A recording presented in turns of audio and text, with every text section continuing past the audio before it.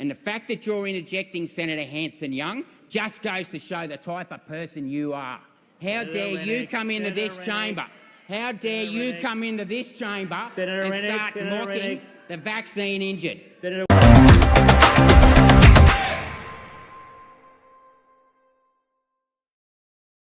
Welcome to Occam's Razor. Please like, share, and subscribe. If you have any story tips, please leave them down in the comments, or if you have other tips of the other type, that would be nice. Very busy day today in the garden. It's a beautiful day out. And as well, today is the election. There'll be plenty of live streams to pick. But I thought today would be a really good time to remind people, if you're going to watch this video, of what this Liberal government put us through regarding the COVIDity stupidity. Little post came by in X today when I was looking, and I just wanted to bring this up.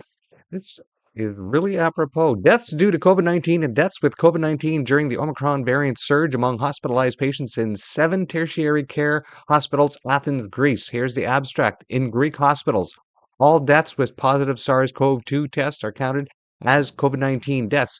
Our aim was to investigate whether COVID-19 was a primary cause of death, a contributing cause of death, or not related to death amongst patients who died in hospitals during Omicron surge and were registered as COVID-19 deaths. Additionally, we aim to analyze the factors associated with the classification of these deaths. We retrospectively reviewed all in-hospital deaths that were reported as COVID-19 deaths in 7 hospitals serving Athens, Greece from January 1st, 2022 to August 31st, 2022. We retrieved clinical and laboratory data from the patient records. Each death reported as COVID-19 death was characterized as A, death due to COVID-19, B, death with COVID-19. So they go through and they review all this numbers, and at the end they find out that 45.28% were reassessed as not directly attributable to COVID-19. Accuracy is defining the cause of death during COVID-19 pandemic is of paramount importance for surveillance and intervention purposes. That means that they were inflating the number of COVID-19 deaths. We knew this all along. We knew this. There were plenty of examples. We heard it amongst our peers. We heard it amongst our family friends. Even in the area that I live in, people were dying of natural causes and the hospitals were automatically assigning them as a COVID-19 death. Why? Because apparently they were getting extra money if they were dealing with COVID. So of course they're going to inflate the numbers. They inflated the numbers as part of the fear tactics. Yet another story comes out like this. Now, what does this have to do with Canada? We're talking about Greece. Well, of course, they were doing it there. They were doing all over the Western world. Every single Western nation that bought into this COVID enterprise had this happening within their borders as well, because every single government almost captured. Yeah. What else has Canada been doing regarding reporting all the half-wittery that has been going on regarding COVID? Well, we have the National Citizens Inquiry. You can look their site online. Have a past report. As a matter of fact, they just had the hearing to Pat Mark. That's right. Hearings continue till today because there still has been no justice served for people who have been injured and unalived by the jibby jab. So, there is another national treasure that we have here in Canada. Tamara Ugolini of Rebel News has been covering every single thing that she can get her hands on regarding the COVIDity stupidity over the years. If you just go to Rumble and you do a simple search with her name and COVID, you will find all the stories that she has done from the beginning. Ontario court denies justice for dad as teen unalives himself suddenly following COVID shot. So I covered this story in a post about 2 weeks ago. Interview with Dr. Brian Birtle, and here's from 3 years ago, right? Leading viral immunologists and vaccinologists. People were signaling the problems years ago, but everyone was being censored. Everyone was being denied access to this information. What did happen to Rebel News? They were demonetized on YouTube, removing their reach. Anyone back then on Twitter who tried to bring out any of the data and the truths that we were finding out about these injections, we were being censored and removed right up until Elon bought it. It's a very good. So what I want to do next is I'm going to give you the full post that Senator Gerard Rennick put on his channel. Subscribe to his channel, watch his other stuff. Now, this is from back in 2022, but you can feel the passion and everything that he says in there pretty well sums up a lot of the frustration that those of us who really knew what was going on felt at the time. And I think it's very apropos because when he's talking about people being injured and unalive because of this, you have to remember in Australia, they had already built their concentration camps. They were already imprisoning people who refused to get the injection.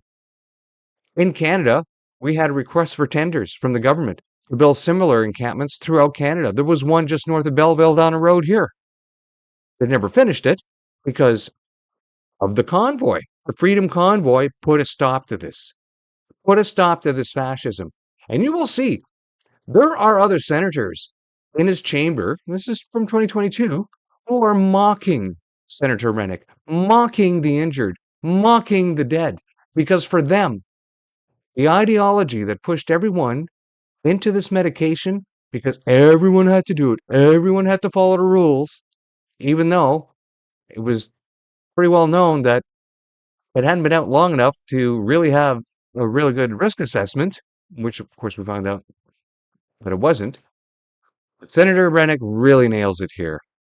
Watch and enjoy. We'll see you next time. Well, here we are, the end of 2022, and we've had over 10 million cases of COVID.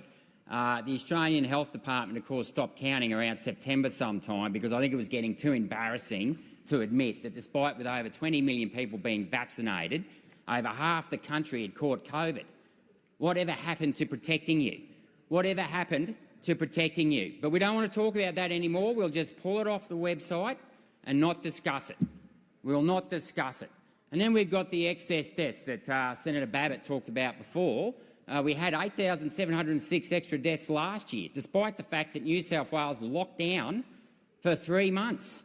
So in theory, the deaths should have been lower, like they were in 2020. But let's not count 2021 in the ABS figures, or sorry, 2020 they're not counting. Let's pretend nothing happened there. Almost 140,000 jab injuries, more than all the injuries reported from vaccines since 1971. More than all the injuries put together. You've got an injury rate that's 3 times higher, and yet the TGA don't want to look at the signal.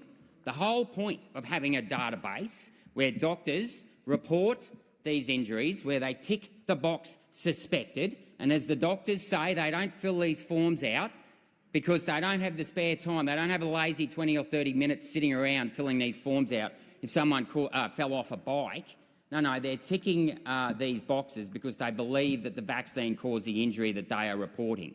And yet the TGA want to pretend that there's nothing to see here. And why wouldn't they? Because Professor Skerritt is head of an organisation that is funded by Big Pharma. That is funded by Big Pharma. Now, if you want to talk about a conflict of interest, that's it. That's it.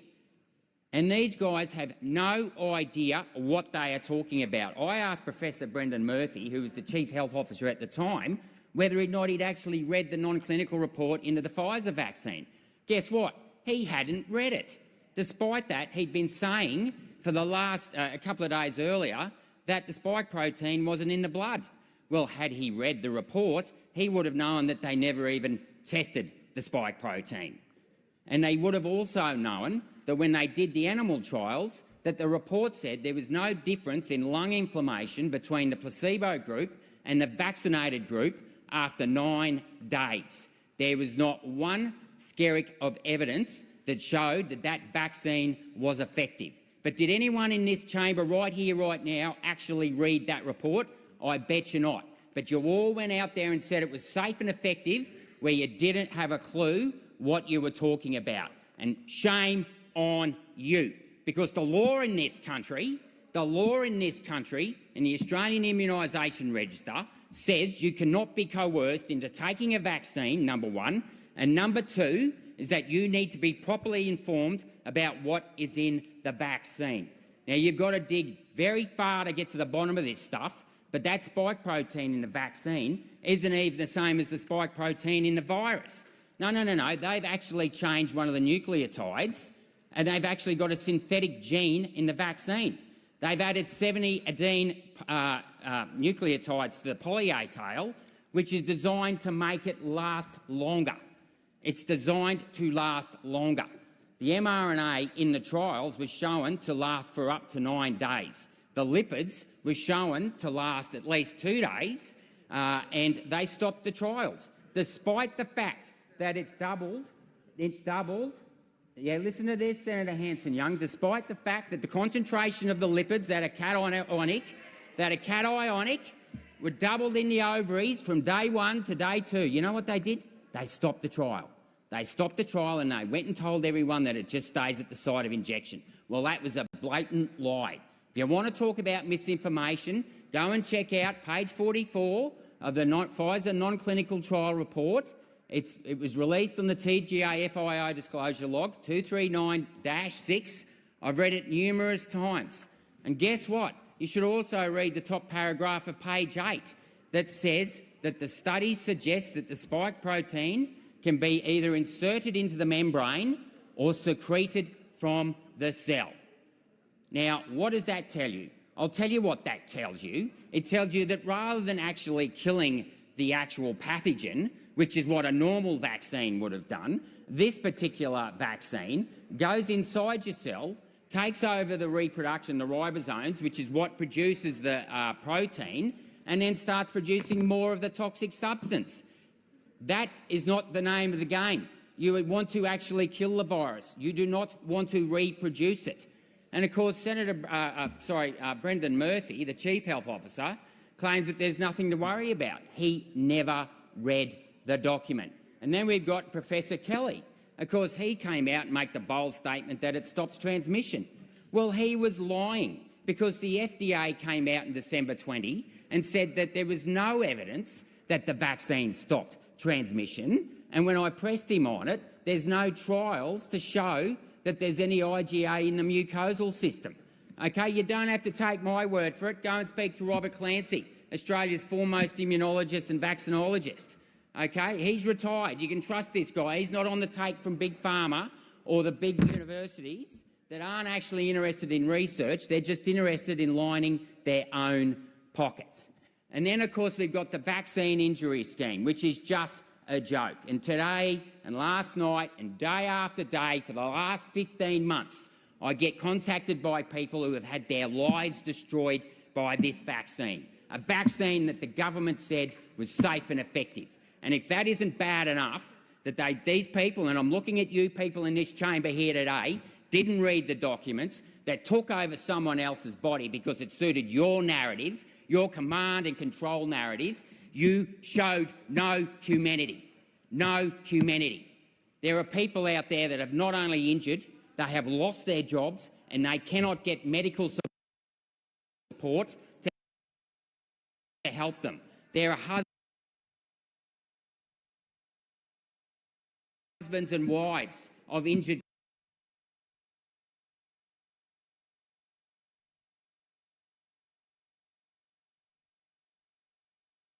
couples who've had to quit their jobs to stay home and look after those people who are being injured, are in incredible amount of pain. And the fact that you're interjecting, Senator Hanson-Young, just goes to show the type of person you are. How dare you come into this chamber? How dare you come into this chamber and start mocking the vaccine injured? Senator Waters, your point of order. Senator Rennick, please sit down. Order. Senator Waters. Point of order, reflecting on another senator as well as being odious and tedious. Not the second part. Senator Rennick, just withdraw it to the extent that you made an adverse inference. Well, the fact that the Greens party can sit in that corner over there and mock and laugh the vaccine injured. These people aren't anti-vaxxers. They believed what the government told them, as I did when I first came to this place. But I can tell you what, it's nothing but a cesspit of lies in this place. But the fact that the Greens party think that they can just sit there and mock the injured. These people believed in the government. You want to talk about trust and transparency? Oh, yep, there's Senator Walters again mocking, going, come on. Maybe you should pick up the phone. Maybe you people should pick up the phone and talk to some of these people who have been injured. And then we go to the basis, the substance of this Act, the Fair Work Act. This is a public health issue. The idea that businesses in this country can be responsible for the transmission of an airborne virus is just as absurd as the billions of dollars that are getting wasted on the idea of some tiny trace gas in the atmosphere can control that. I mean, we are living in the land of the unicorn farmers and the intellectual pygmies who have just chasing the impossible dream like Sancho Panza chasing the windmills. It is absurd. And yet we stand here today, almost 3 years after the virus, broke out in China or whatever, and we have still got this ridiculous mandates in so many places, in particular in the private industry, which is what this amendment will address, and they are still being coerced into getting a vaccine. I've literally just had 3 messages in the last hour about people who are losing their jobs, not in the health sector, but in sectors that are outdoors, nothing to do. It is absurd. It is absurd, and it needs to stop, because the state of emergency, even at the state government level, has been retracted. And yet these people here today do not want to grant people their autonomous right to control what goes in their body. And I might remind members of the LNP that one of our values is the dignity and worth of every individual.